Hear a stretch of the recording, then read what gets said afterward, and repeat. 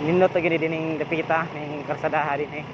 Plus nindot pa kayo ang view tungkol sa kadagang pine trees nga presko kayong hangin. So agad worth it ra jud kayo ang agi din eh. Ito jud kaning lugar sa Suruyan. So joyride lang na wala gyud problema mga boards. This is still Oslo Binatilan Road. So lapos na sila padong ito sa Inatilan. Mga pine tree mga boards. Indot kayo. Dari mi nag-shooting sa una.